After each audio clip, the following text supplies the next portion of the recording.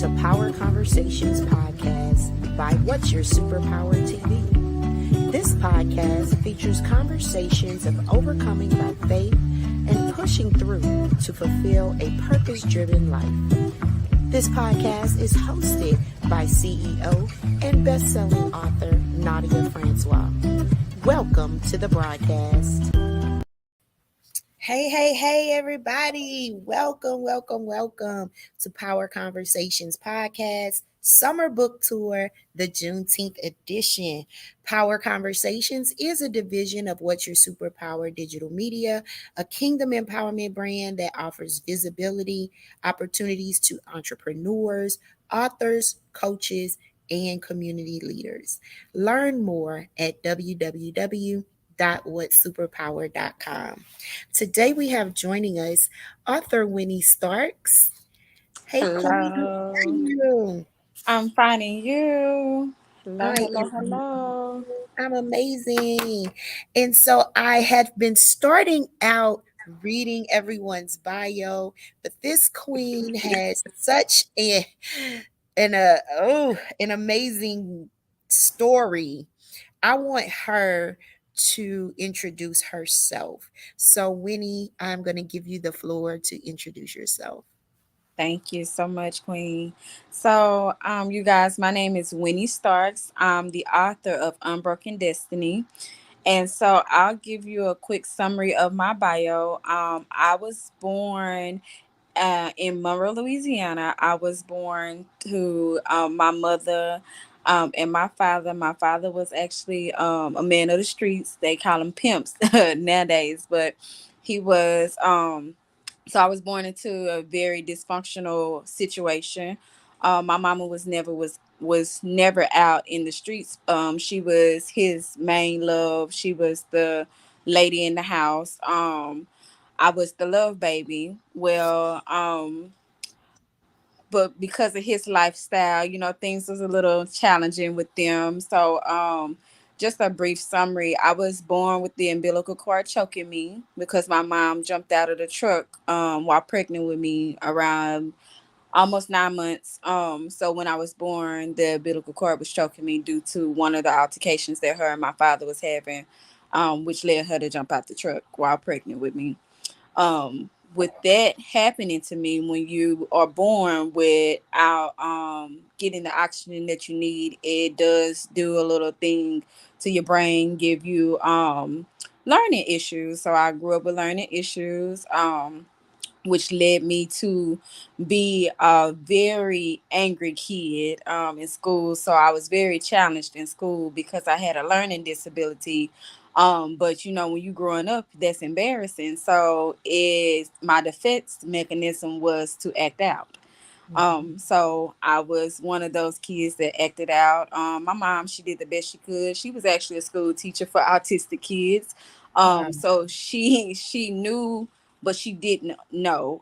So to say, so she did everything that she could do to try to help me along in school or whatever. But I was just one of them kids, that had to go through to learn. Um, so yeah, so there was a start of my life. I went through being touched by family members. I've been through being touched by family friends. I was the only girl around for the longest till I was about 13. So I have two older brothers with my mom. Out of my mom kids, it's three of us, but she raised two of her nephews, and our house was like the open house in the neighborhood. So everybody used to be with us. So I went through that at an early age. So when you go through being touched or molested or anything like that, a lot of times it leads you to be a very promiscuous person. That's kind of how you process sometimes love or what affection is or whatever the case may be, because you're tainted very early in life before you understand everything. So I went through that stage of life of being very promiscuous as well. And then I settled down with my son's dad. But you come from dysfunction, so dysfunction is what you know, and that's the type of love you know. So I went through a lot of traumatic experiences very early in age because I started dating him when I was 15, going on 16 years old. So I went through a lot of different things early in life. I lost twins with him, which was another very traumatic experience in my life. That I was in 12th grade, I was 17. So that was very traumatic to conceive. And then the day you turn 5 months, your water just break. And that's when you get into the point to where you okay with being pregnant this Yeah. young. Um, so I went through a very depressed stage after that. It was so bad my hair fell out. Oh, Um, yeah, so had to overcome that. Blessing to God, 4 years later, I had my son, my oldest. He just turned 14 on the 6th of June. So that was a blessing. But eventually me and his dad split up. We still cool now, but we split up. And then after that, I went back to what I knew because I went totally opposite of what I had in the house. I grew up in the house of ratchet. So I went totally opposite. He's supposed to be the church boy. So that was the experience. I learned I learned a lot of you can't judge and can't think that people are better than just because they are different. yeah. I went through that stage. So after I went with him, I was with him for almost 9.5 years. After we break up, I went back to what I knew. I went back outside, I partied, I had fun, and then I met my daughter's dad. And my daughter's dad, um, yeah, he was like my brother's name. He was hood. And so yes, I went through that. I went through that experience. How that was the real learning experience. When I had my daughter, there was a new leash on life. When you have a reflection of you as a woman, I don't know about anybody else, but you learn you having a girl and then you see her, you like, no, my life has to be better. Something has to be, she can't go through these things that I'm going through or I've been through. Her name is Genesis. So that was my new beginning. Um, but yes, through that relationship, I learned so much like about myself and what I liked and what I didn't like. And yeah, just because you grew up like that don't mean that it's right. Yeah. So yeah, so I had to overcome a whole lot. Just from a very early age. A lot of things started very early in my life, like the touching. I was 4 years old when that first happened. My first Yeah. memory of it anyway. So with all of that, it pushed me. I've always been with God. I've always had a relationship with God. There was one thing my mom always instilled in us, no matter what was going on, no matter what was the situation. She was a praying woman. She went to church. She made us be in church. So I always had a relationship with God. But what I figured out, when you have a calling on your life, you tend to go through a lot of different things versus some other people. We all have things that we go through, but some of us have to go through a little bit more so we will be able to express and be able to pull other people out. And Yeah. so through my challenges, it pushed me here. So when I went through the last breakup, I had to let it out. And letting it out was in my memoir, Unbroken Destiny. Because no matter what you go through, your destiny is not stopped. Whatever God has for you, He has it for you. You just have to keep pushing through. You have to know that things can get better. You have to work towards things getting better. And so that's what got me to produce the book. We hit the pandemic when I went through this breakup as well. So it put a stop on life. Yeah. It made you sit down. It made you look different. It made you think different. Yeah. And so I was hurt and I was stuck literally in the house. And Yep. so I've always journaled. And so my best friend was out. She always told me, she's like, "You gonna write a book? You need to tell people about this." And I've always been that person, very transparent. That was another thing. You know, you grow up and you transparent. Most people don't like the truth Right. sometimes, Right. and so you get told you're mean or this and that. I went through that, and so I wrote my book. And it was one of the best things that I have done thus far. And then also I do speaking engagements. So that's another thing. That's my heart right there. My book, I love it. It opens the door, but me being able to speak and pour into someone, that is my heart. That's my gift. And so, yes, that is everything so far. Um, but yeah, I So know. I know it's a lot. yeah, look, it's a mouthful, a heartful as well. But I wanted when I read this Queen's bio, I was like, I think you need to tell this because it's just, it's your personal experience, and I Yes. feel like it'll come best from you. So thank you for doing that part. Oh, And you're then welcome. as far as your book, you know, you have poured so much into it to help other people. Um, how did you actually begin writing? Like I said, I journaled. I've Mm, always journaled.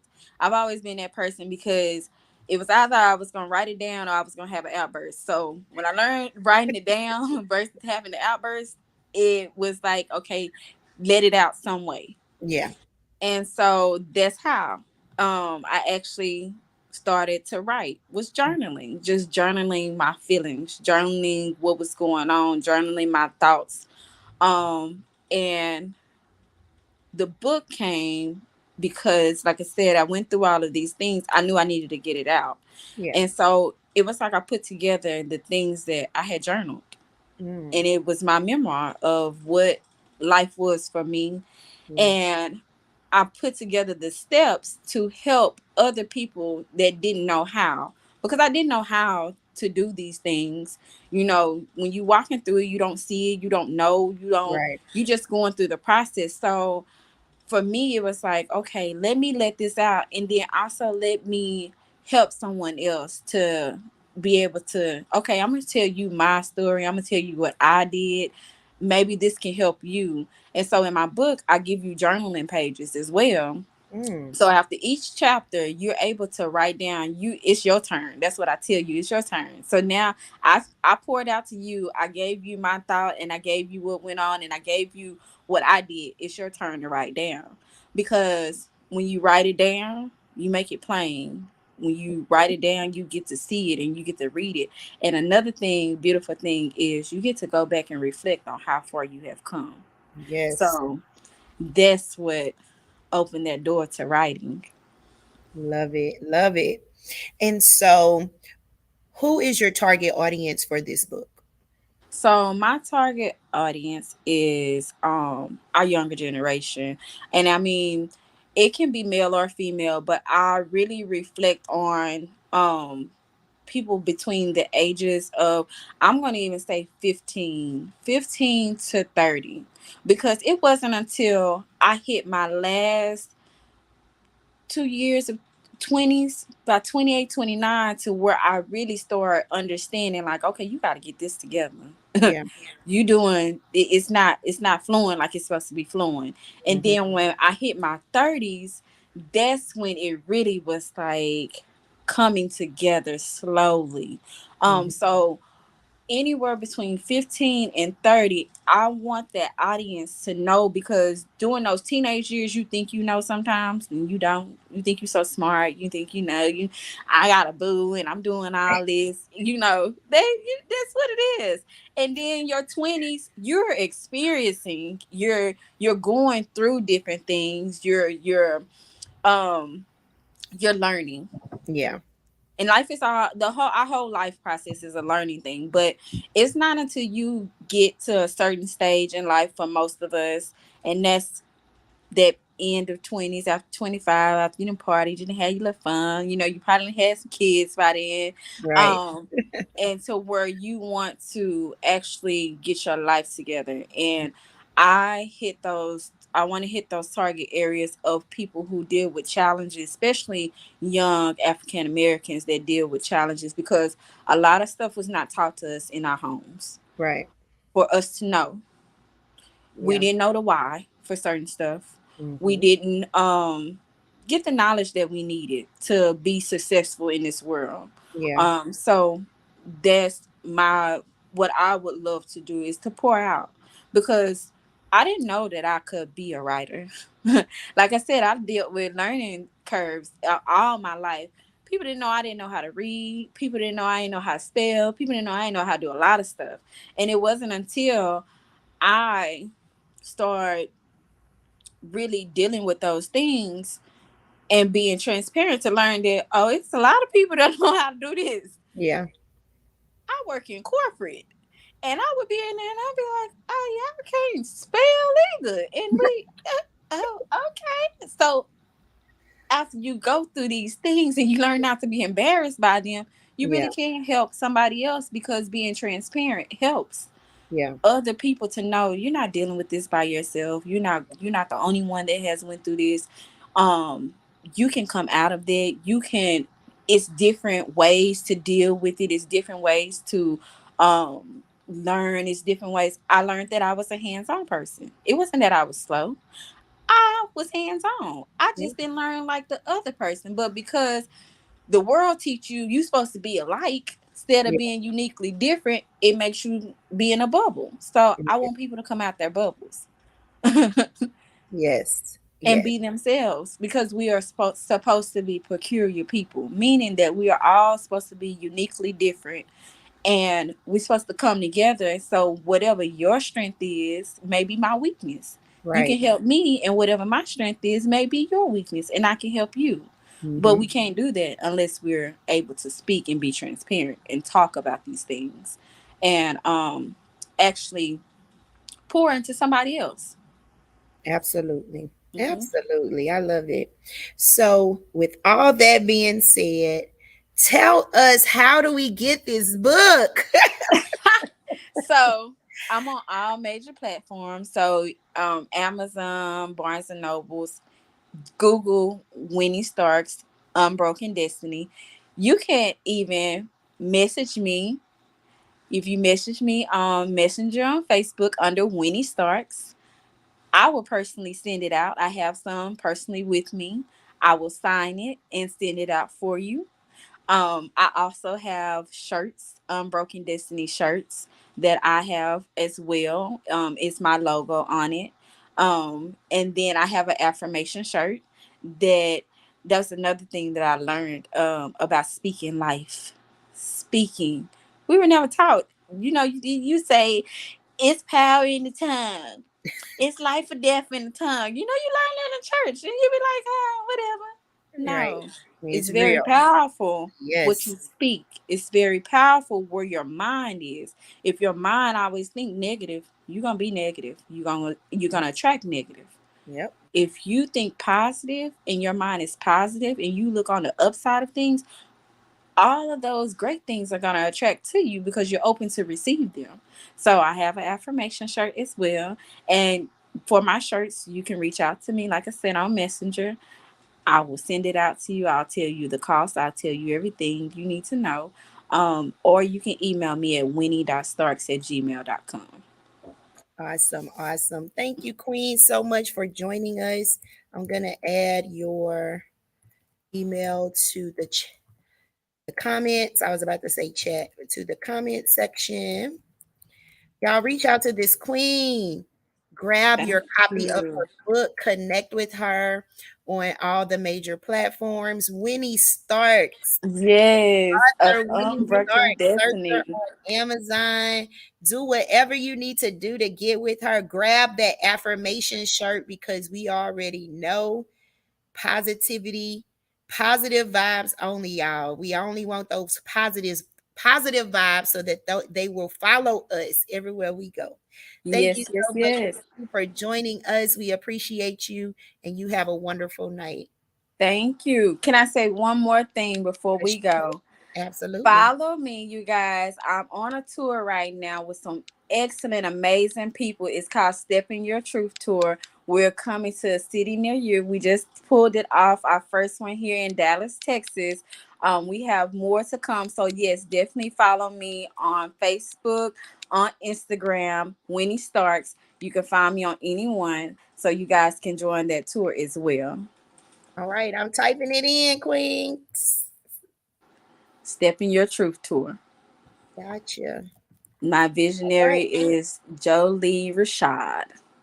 All right, y'all. Follow this queen. Get in the mix. Stepping Your Truth tour. What's the name of your book again? Unbroken Destiny.